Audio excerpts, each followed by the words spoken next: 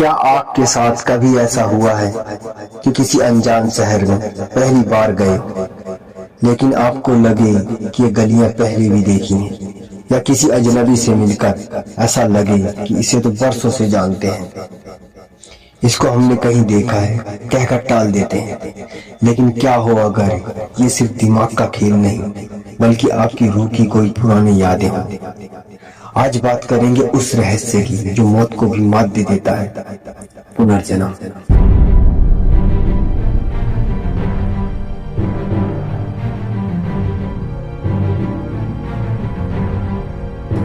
नमस्कार दोस्तों, दुनिया भर में हजारों ऐसे किस्से हैं जहां 3-4 साल के बच्चों ने अपने पिछले जन्म के घर का पता, अपने पुराने माँ बाप का नाम और यहाँ तक कि मेरी मौत कैसे हुई ये भी बताया है। साइंस इसे नहीं मानता था, लेकिन डॉक्टर इयन स्टीवेंसन जैसे बड़े साइंटिस्ट ने 40 साल तक 3000 से ज्यादा बच्चों पर रिसर्च की। उन्होंने बताया कि कई बच्चों के शरीर पर वही बर्थ मार्क्स थे जहां पिछले जन्म में उन्हें गोली लगी थी या चोट लगी थी। क्या ये सिर्फ इत्तेफाक हो सकता है, या फिर एनर्जी वाकई कभी खत्म नहीं होती, बस रूप बदल लेती है? दोस्तों, गहराई से सोचे तो हमारा शरीर हर 7 साल में अपनी सेल्स बदल लेता है, तो ऐसा क्या है जो नहीं बदलता? हमारी यादें, हमारा एहसास। हमारी पुरानी किताबों में कहा गया है कि आत्मा एक पुराने कपड़े को उतारकर नया कपड़ा पहनती है। लेकिन सवाल ये है, अगर हम दोबारा पैदा होते हैं तो हम सब कुछ भूल क्यों नहीं जाते हैं? शायद इसलिए ताकि नया सफर पुरानी यादों के बोझ के तले दब न जाए। दोस्तों, पुनर्जन्म को एक सच्ची घटना से समझते हैं। 1930 में दिल्ली की एक लड़की शांति देवी ने दावा किया कि वो मथुरा की रहने वाली है और उसके पति का नाम केदारनाथ है। जब उसे मथुरा ले जाया गया तो उसने कुछ ऐसी प्राइवेट बातें भी बताई जो सिर्फ हस्बैंड वाइफ को ही पता थी। तब जाकर सबको यकीन हो गया कि ये लड़की सच बोल रही है, और उसने हर वो रास्ता पहचान लिया जो उसने कभी देखा तक नहीं था। यहाँ तक कि उसने वो पैसे भी ढूंढ निकाले जो उसने पिछले जन्म में छुपाए थे। दोस्तों, इस घटना को महात्मा गांधी ने भी कंफर्म करवाया था कि ये जो शांति देवी बता रही है सच है या कोई मनगढ़ंत कहानी है। महात्मा गांधी को जब कंफर्म हुआ कि ये कोई कहानी नहीं, एक सच्ची घटना है, तो वो भी हैरान रह गए थे। ऐसे किस्से जब सुनने को मिलते हैं ना, तो सच में दिमाग सुन्न हो जाता है। अब हम आपको बताएंगे पुनर्जन्म की दूसरी घटना। जेम्स का जन्म 1998 में लुसियाना यूएसए में हुआ था। जब वो सिर्फ 2 साल का था, तब से उसे भयानक सपने दिखने शुरू हुए। वो नींद में चिल्लाता था और अपने हाथ पांव ऐसे मारता था जैसे किसी बंद जगह से निकलने की कोशिश कर रहा हो। वो बार बार एक ही बात कहता था, airplane crash on fire, little man can't get out. James की मां ने नोटिस किया। जेम्स टॉयज प्लेन के साथ अजीब तरह से खेलता था। जब उसकी मां ने उसे एक टॉयज प्लेन दिया जिसमें नीचे एक टैंक लगा था, तो 2 साल के जेम्स ने उसे देखते ही कहा, ये एक ड्रॉप टैंक है। उसके पेरेंट्स को पता तक नहीं था कि ड्रॉप टैंक क्या होता है। ये एक्स्ट्रा फ्यूल टैंक होता है जो पायलट तब गिरा देते हैं जब फ्यूल खत्म हो जाता है। उसके बाद जेम्स अपने बारे में सब कुछ बताने लगता है, और उसने बताया कि वो जो प्लेन उड़ाता था उसका नाम कोरसेट था। ये एक बहुत ही पुराना मॉडल का वर्ल्ड वॉर II का फाइटर प्लेन था जो अपने मुड़े हुए पंखों के लिए जाना जाता था। जेम्स ने ये भी बताया कि उसके जहाज ने एक बोट से उड़ान भरी थी जिसका नाम अटोमा था। जेम्स के पिता ब्रूस लेनिंगर, जो पहले पुनर्जन्म में बिल्कुल यकीन नहीं रखते थे, उन्होंने रिसर्च शुरू की। उन्हें लगा कि वो जेम्स को गलत साबित कर देंगे, लेकिन जो सामने आया उसने उनके होश उड़ा दिए। पता चला कि वर्ल्ड वॉर II में वाकई एक एयरक्राफ्ट कैरियर शिप था जिसका नाम था यूएसएस नटोमा भी।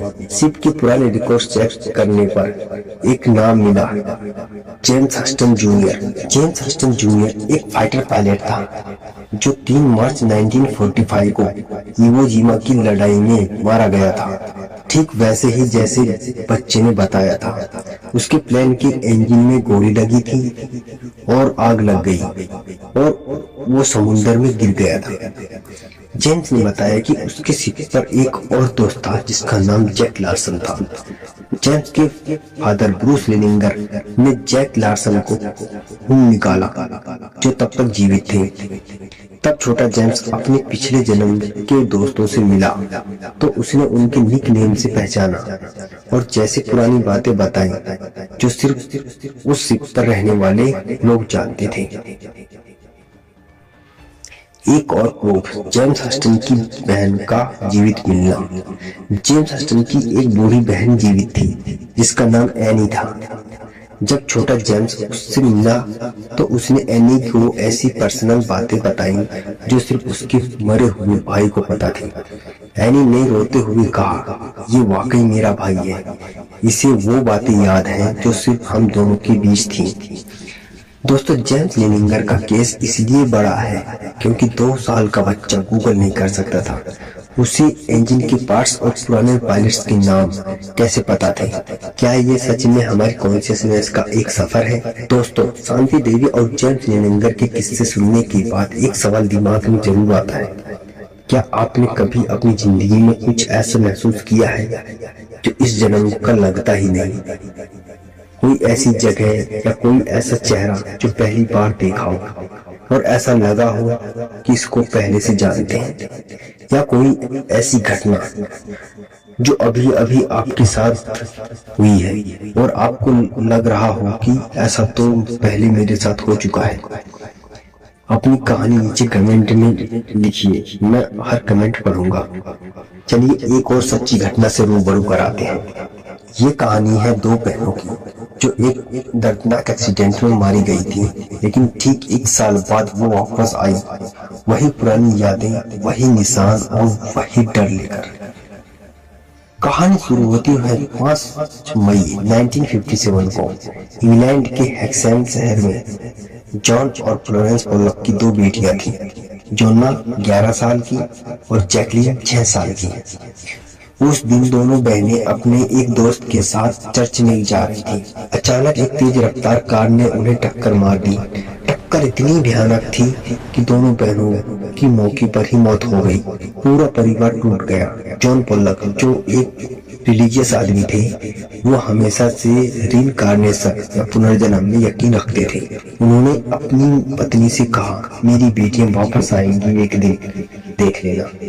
1 साल बाद फ्लोरेंस फिर से प्रेग्नेंट हुई। 4 अक्टूबर 1958 को उन्होंने 2 जुड़वा बेटियों को जन्म दिया, गिलियन और जेनिफर। यहाँ से कहानी अजीब शुरू हुई। जेनिफर जो छोटी ट्विंस थी, उसके शरीर पर 2 ऐसे बर्थ मार्क्स जन्म के निशान थे जो बिल्कुल उसकी डिसीज बहन जैकलीन से मिलते थे। जेनिफर के माथे पर एक छोटा सा स्कैर था, बिल्कुल वैसा ही जैसा जैकलीन को बचपन में गिरने से आया था। साथ ही उसकी कमर पर वही तिल था जो जैकलीन की कमर पे था। तब ट्विंस 3 महीने की थी। पोलक फैमिली वो शहर छोड़कर दूसरी जगह चली गई ताकि वो अपने दुख को भुला सके। लेकिन जब ट्विंस 4 साल की हुई, फैमिली वापस हेक्सेन शहर घूमने आई। फिर जो हुआ वो किसी फिल्म से कम नहीं था। बच्चों ने उन गलियों और रास्तों को पहचान लिया जहां वो कभी नहीं गई थी। उन्होंने बिना बताए वो स्कूल दिखाया जहां जॉना और जैकलीन पढ़ती थी। जब उन्हें उनकी पुरानी बहनों के खिलौने दिए गए जो एक बक्से में बंद थे, तो दोनों ने और तुरंत अपने अपने खिलौने चुन लिए। जेनिफर ने जैकलीन की डॉल उठाई और उसका वही नाम लिया जो जैकलीन ने रखा था। लेकिन दोनों बच्चों को गाड़ियों से इतना डर लगता था कि जब भी कोई कार पास से गुजरती, वो चिल्लाने लगती थी, the car is coming to get us, the car is coming to get us. दोस्तों, ये घटना इंग्लैंड में उस दौरान इतनी फेमस हो गई थी कि डॉक्टर इयन स्टीवेंसन का ध्यान खींचा। स्टीवेंसन यूनिवर्सिटी ऑफ वर्जीनिया के एक साइकाट्रिस्ट थे और उन्होंने अपनी पूरी जिंदगी पुनर्जन्म के केसों पर रिसर्च की थी। उन्होंने पोलक ट्विंस की गहराई से स्टडी किया। उन्होंने पाया कि बच्चों को उन बातों का पता था जो उन्हें किसी ने नहीं बताया था। डॉक्टर स्टीवेंसन ने इसे पुनर्जन्म का सबसे मजबूत केस बताया है। उनका मानना था कि ये महज एक इत्तेफाक नहीं हो सकता, क्योंकि बर्थ मार्क्स और एग्जैक्ट मेमोराइज का एक साथ मिलना साइंस की समझ से बाहर है। जैसे ही गिलियन और जेनिफर 5 साल की हुई, उनकी वो पिछले जन्म की यादें धीरे धीरे गायब होने लगी। ये अक्सर ऐसे केसेस में होता है। आज वो दोनों बहनें बड़ी हो चुकी हैं और एक नॉर्मल जिंदगी जी रही है, लेकिन उनका ये बचपन आज भी पैरासाइकोलॉजी में एक बड़ा राज बना हुआ है। तो दोस्तों, आपको क्या लगता है, क्या पोलक ट्विंस वाकई जोन्ना और जैकलीन का दूसरा रूप थी, या फिर ये सिर्फ एक दुख भरी फैमिली का एक इत्तेफाक था? कमेंट सेक्शन में अपनी राय जरूर बताएं। अगर वीडियो पसंद आई तो लाइक करें और ऐसी ही मिस्टीरियस वीडियो के लिए चैनल को सब्सक्राइब करें। मिलते हैं अगली वीडियो में, तब तक के लिए खुश रहिए और अपना ध्यान रखिए। धन्यवाद।